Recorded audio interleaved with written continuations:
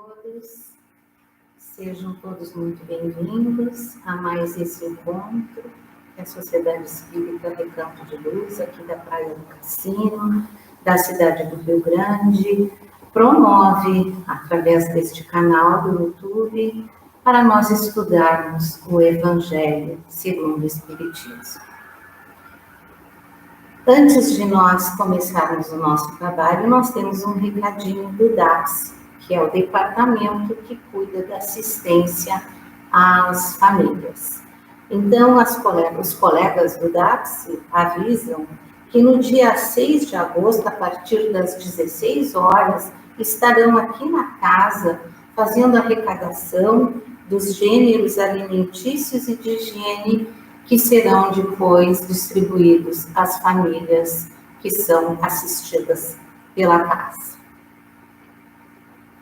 E agora, então, nós vamos elevar o nosso pensamento a Deus, a Jesus, pedindo que a equipe espiritual desta casa nos acompanhe, nos assista, nos dê a sustentação, a inspiração, a intuição necessárias para um bom trabalho.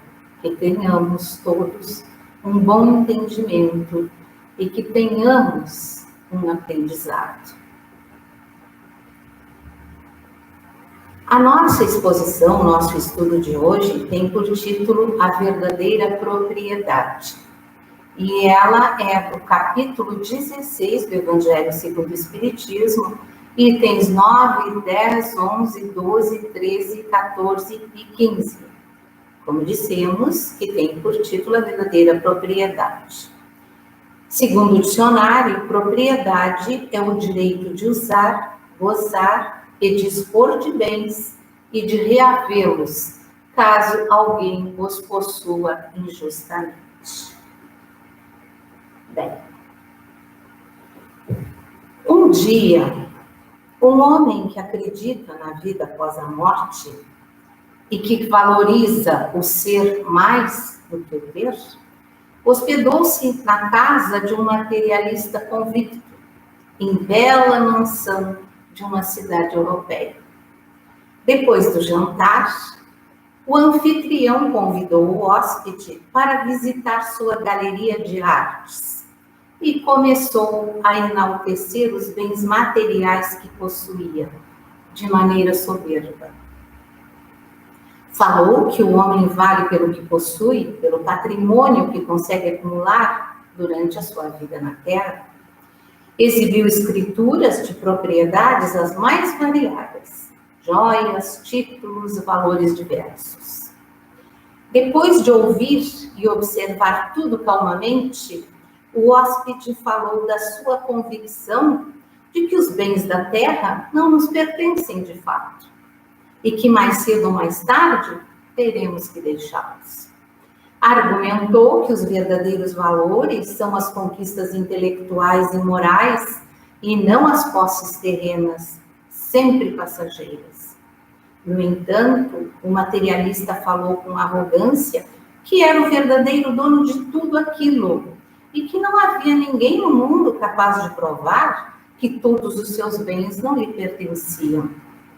Diante de tanta teimosia, o hóspede propôs-lhe um acordo.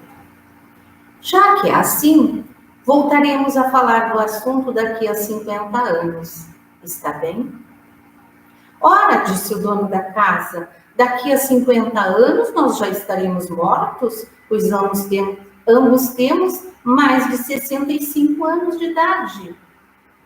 O hóspede respondeu prontamente: é por isso mesmo que poderemos discutir o assunto com mais segurança, pois só então você entenderá que tudo isso passou pelas suas mãos. Mas, na verdade, nada disso lhe pertence de fato.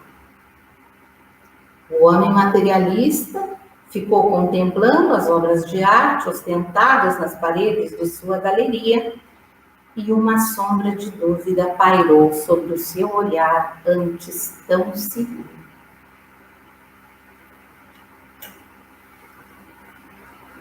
Os espíritos superiores nos trazem instruções sobre este assunto, a verdadeira propriedade, e nos mostram qual a verdadeira propriedade na nossa vida terrena. No item 9, que é o primeiro do nosso estudo, o Espírito Pascal nos diz nessa passagem do Evangelho: o homem não possui senão de seu o que pode levar deste mundo. O que encontra ao chegar e o que deixa ao partir, goza durante a sua permanência na terra. Mas, uma vez que é forçado a abandoná-lo, dele não tem senão o gozo e não a posse real. Que possui ele, pois? Nada daquilo que é para uso do corpo, tudo que é de uso da alma, a inteligência, os conhecimentos, as qualidades morais. Eis o que lhe traz e o que leva, o que não está no poder de ninguém lhe tirar, o que lhe servirá mais ainda no outro mundo do que neste. Dele depende ser mais rico em sua partida do que em sua chegada, porque daquilo que tiver adquirido em bem, depende a sua posição futura. Quando um homem vai para um país longínquo, compõe a sua bagagem de objetos usáveis no país, mas não se carrega daqueles que lhe seriam inúteis. Fazei, pois, o mesmo para a vida futura, e fazei a provisão de tudo que poderá nela vos servir. Então, esta mensagem tão clara é de Pascal, do Espírito Superior Pascal, e foi, então, publicada em Genebra em 1860. As palavras de Pascal, desse Espírito, são muito esclarecedoras, como dissemos. Nada do que é material é verdadeiramente nosso. Quando morremos, nós deixamos o nosso corpo físico.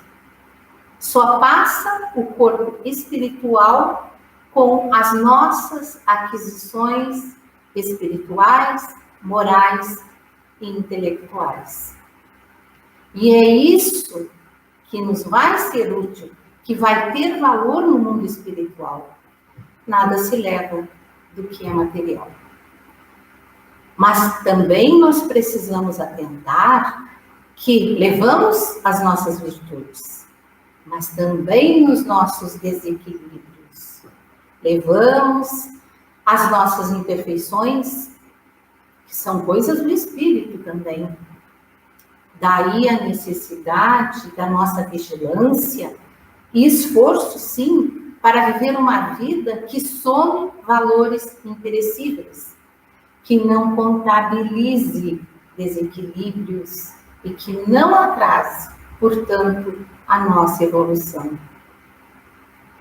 O apego às coisas materiais é um dos grandes obstáculos ao desenvolvimento do espírito, que é imortal, e que deve, esse espírito, ir se melhorando, evoluindo, encarnação após encarnação. Nós somos espíritos imortais. Nós vivemos sob um nome transitoriamente. Eu estou Elci, você está Paulo, você está Maria. Vivemos com o corpo. E com ele nos identificamos. Mas a nossa essência não é um corpo. Somos muito mais. Nós somos algo imperecível, somos um espírito criado por Deus. Nós somos essa pessoa nesta encarnação. Usamos apenas temporariamente esta veste física, que é o nosso corpo. Então, pode-se perguntar, se nós somos espíritos, temos que abrir mão de tudo que é material? Estamos querendo dizer isso? Evidente que não. Nós precisamos das coisas materiais porque vivemos no mundo material, vivemos no mundo físico. Se a matéria não fosse importante, qual seria o sentido da nossa vida na Terra? Qual seria a razão da nossa reencarnação ou das nossas reencarnações na Terra? Encarnações que foram criadas por Deus. Nós estamos estagiando aqui na matéria para aprender, para evoluir. A experiência terrena é como um estágio de aprendizado que acontece na matéria. Só que esse estágio é eminentemente transitório, passageiro. Por mais longa que seja uma existência, que possa parecer a existência, esse estágio, o seu término, é uma certeza. Nós sabemos disso. O plano espiritual é o ponto de partida e de chegada de todas as almas que renascem na Terra. A nossa verdadeira morada é o plano espiritual. A nossa pátria verdadeira é o plano espiritual.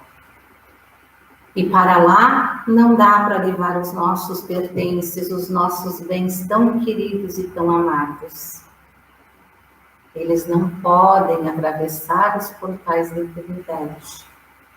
Nem os bens, nem o poder, nem a fortuna, nem a fama, nem os títulos, nem a beleza. E o que acontece com o homem na Terra? Ao longo da jornada terrena, a sua reencarnação, ele busca incessantemente o ter, sob que forma for, para disso, para o do ter, usufruir. Mas a vida, ela não nos proporciona esse ter para tão somente usufruirmos para nosso prazer físico e emocional. Nós, na verdade, não refletimos sobre a razão pela qual as oportunidades nos surgem. E elas nos surgem não somente para que delas desfrutemos, para nosso prazer, mas há um objetivo, que é adquirirmos, através dessas oportunidades, valores e aprendizados.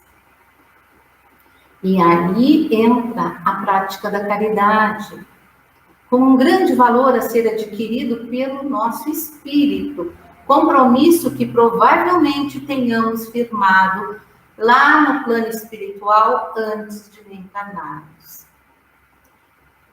Acontece que quanto mais temos, mais queremos ter. Logo que nós adquirimos alguma coisa, nós ficamos felizes, ficamos satisfeitos. Mas logo queremos mais. Sempre queremos mais alguma coisa. Isso acontece com roupas, com sapatos, com bolsas, com objetos, enfim. Até o problema não seria adquirir alguma coisa, ter alguma coisa, não. Desde que esse desejo de ter, de adquirir, não fosse insaciável, não se tornasse insaciável. Mas o problema é o apego que nós desenvolvemos por todas essas nossas coisas e o querer sempre mais alguma coisa. Nós podemos possuir, sim, mas não sermos possuídos pelas coisas. E é o que acontece quando nos tornamos insaciáveis no ter. Nós ficamos possuídos pelas coisas. E aí nós vamos acumulando coisas e não conseguimos doar, porque não conseguimos desapegar, nós ficamos apegados. E nesse processo nos tornamos insaciáveis, como dissemos, e infelizes, porque estamos sempre insatisfeitos. Nunca estamos, na verdade, satisfeitos. Se estamos, é por muito pouquinho tempo. E nós vamos tornando muito comprometido o nosso retorno à pátria espiritual, que é a nossa pátria verdadeira. No início do item 10 deste capítulo do Evangelho, que estamos estudando, os espíritos superiores nos dizem: os bens da terra pertencem a Deus, que os dispensa à sua vontade. e o homem deles não é senão o usufrutuário, o administrador mais ou menos íntegro e inteligente. Eles são tampouco a propriedade individual do homem, porque Deus, frequentemente, frustra todas as previsões.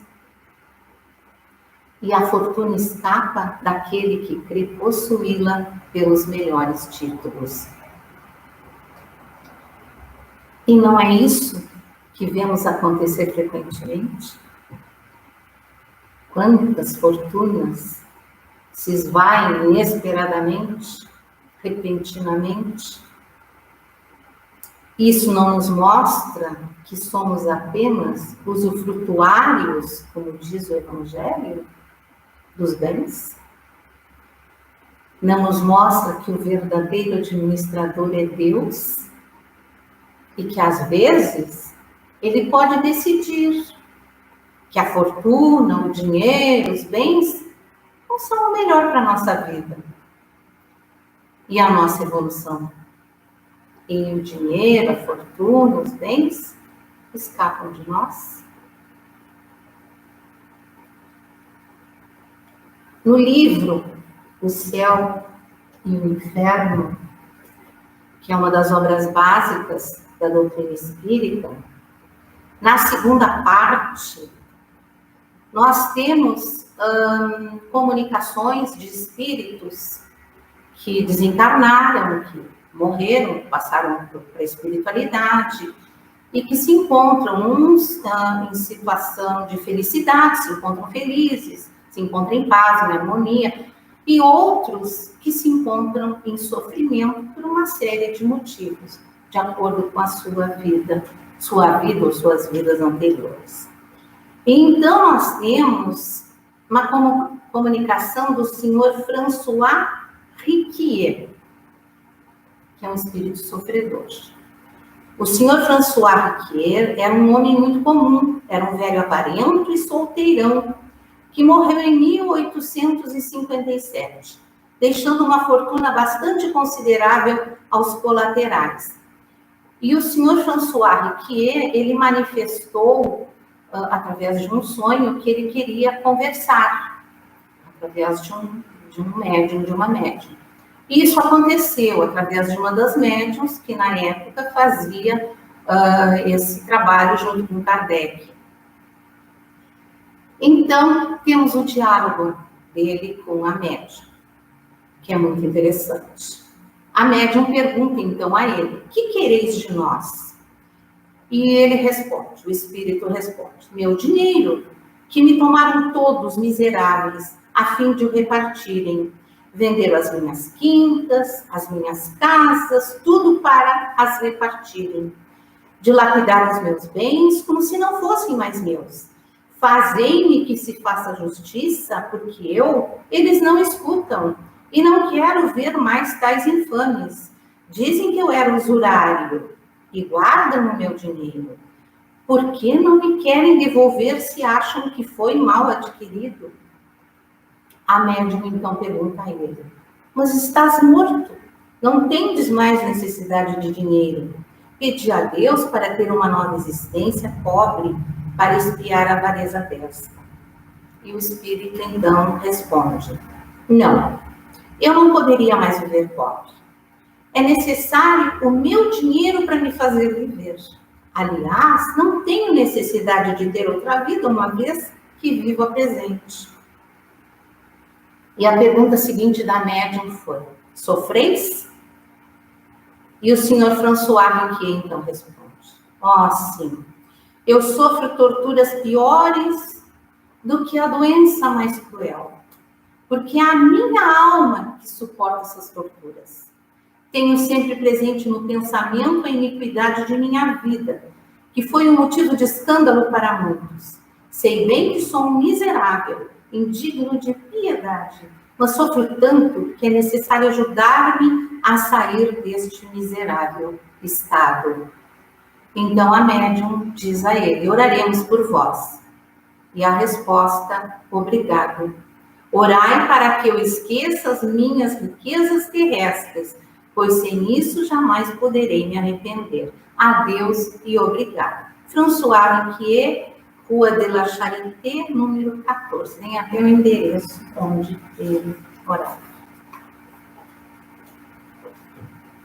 Vejam, meus amigos, o sofrimento de um espírito como esse, após a morte, por ter deixado seus bens. Isso nos mostra que os laços fortes com as nossas coisas materiais não se rompem com o desencarne, não se rompem com a morte, quando partimos. Ao contrário, podem durar dias, meses, anos, séculos. E ficamos na espiritualidade amarrados aos laços fluídicos que forjamos, que construímos pela atração com as coisas materiais que tínhamos. E ficamos em sofrimento. Sobre a riqueza e a pobreza, a questão 814 do Livro dos Espíritos nos diz: por que Deus a uns concedeu as riquezas e o poder e a outros a miséria? E a resposta dos espíritos à questão: para experimentá-los de modos diferentes. Além disso, como sabeis, essas provas foram escolhidas pelos próprios espíritos, que nelas, entretanto, sucumbem com frequência. Então, estudando a reencarnação e a lei do progresso dos espíritos, pode-se constatar que a riqueza e a pobreza se alternam nas reencarnações. São extremos de vidas mutáveis. Um pode ocupar o lugar do outro numa outra encarnação, em diferentes reencarnações. Então, o rico de hoje pode ser o pobre de amanhã, e o pobre de hoje pode ser o rico de amanhã. Deus testa o pobre pela resignação e testa o rico pelo desempenho, pelo uso que ele faz dos seus bens, da sua fortuna, da sua influência, do seu poder. E em muitos casos, como nós vimos na citação do Evangelho, essas provas de riqueza e de pobreza são escolhidas pelo próprio Espírito no seu processo reencarnatório, antes de reencarnar. Para quê? Para acelerarem a sua evolução. Às vezes esquecemos quando estamos aqui na vida. Concluindo, quando temos a riqueza, é muito fácil esquecermos qual é a nossa verdadeira propriedade. Meu corpo físico e meus bens não são a minha verdadeira propriedade, a minha realidade. Sou espírito e a minha realidade é a pátria espiritual, é a espiritualidade. Bem, que possamos ter entendido, relembrado qual é a verdadeira propriedade, de acordo com como nos ensina o Evangelho. Que tenhamos entendido, saibamos que as sementes divinas que existem em nós, como filhos de Deus, que somos todos nós, devem brotar, devemos fazê-las brotar e se transformar em virtudes, em conhecimentos que são os bens imperecíveis. Que nos reconheçamos como espíritos imortais que somos e que demos valor às coisas do espírito. E que não esqueçamos que os bens materiais, principalmente aqueles mais abundantes, nos foram colocados à disposição com um propósito. Que os desfrutemos, mas que pelo menos do supérfluo possamos fazer a caridade.